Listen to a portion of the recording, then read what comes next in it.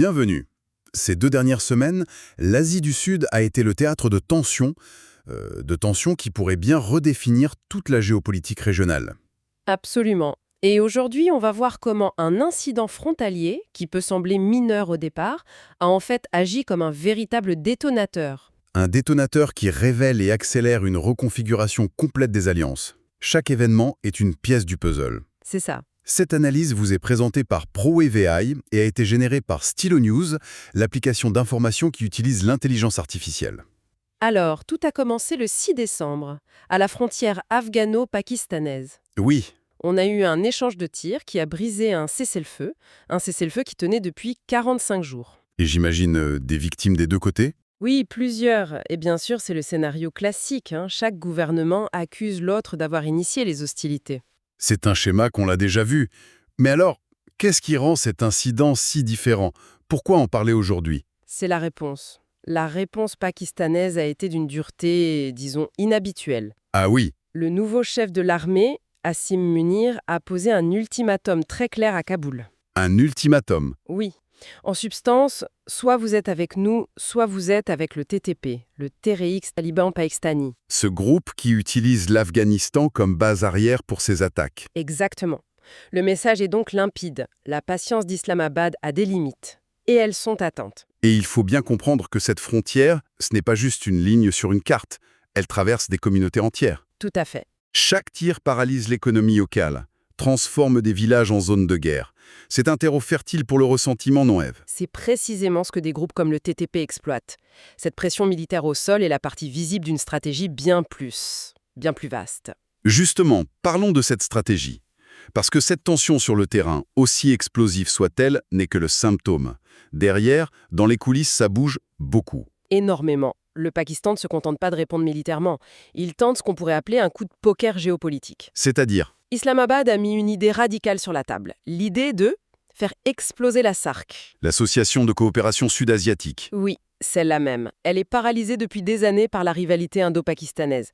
L'idée serait de la remplacer par une nouvelle organisation. Une nouvelle organisation qui inclurait qui? La Chine, le Bangladesh, mais, et c'est le point crucial, qui exclurait délibérément l'Inde. C'est une tentative flagrante de créer un axe anti-New Delhi. D'accord. C'est une manœuvre d'envergure. Mais l'Inde, j'imagine, ne reste pas les bras croisés. Loin de là, l'Inde prend la menace très au sérieux. Et sa contre-offensive est déjà en marche. Comment? D'abord, en renforçant ses liens avec le gouvernement taliban en Afghanistan. Avec des actes concrets. Très concret. 73 tonnes de médicaments ont été envoyés récemment. Et surtout, New Delhi accélère le développement du port de Chabahar, en Iran. L'objectif étant de contourner le Pakistan. Totalement. C'est une route commerciale directe vers l'Asie centrale, sans passer par son rival. Et au milieu de ce bras de fer, on a le Bangladesh. Quelle est sa position? C'est un équilibre délicat pour eux. C'est un numéro d'équilibriste, oui. D'un côté, Dhaka refuse de s'engager dans ce projet de bloc anti-indien. Mais de l'autre, De l'autre, sa coopération militaire avec la Chine, elle, s'intensifie. On parle même de l'achat de chasseurs J-10. donc il joue sur les 2 tableaux? C'est encore plus complexe. Leurs services de renseignement viennent de publier une information explosive. Ils accusent l'Inde de mener des opérations de terrorisme par procuration. Qu'est-ce que ça veut dire, concrètement? Concrètement, ils accusent New Delhi de financer et d'armer des citoyens bangladais pour semer le trouble au Pakistan. C'est une accusation extrêmement grave. Que ce soit vrai ou non, le simple fait de la rendre publique est une escalade diplomatique majeure. C'est une façon de dire à l'Inde « Attention, ne nous poussez pas davantage vers Pékin Et toutes ces tensions externes ont forcément des répercussions à l'intérieur des pays. ». Bien sûr, on apprend que des recruteurs pakistanais arrivent à enrôler des jeunes directement au Bangladesh. Et en Inde, on observe un retour du terrorisme urbain, mais avec un profil différent, semble-t-il. Oui, et c'est très inquiétant. On parle maintenant d'individus très éduqués, des médecins, des professionnels.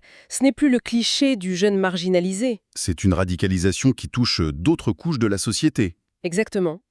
Mais au milieu de tout ça, il y a un paradoxe fascinant. Lequel?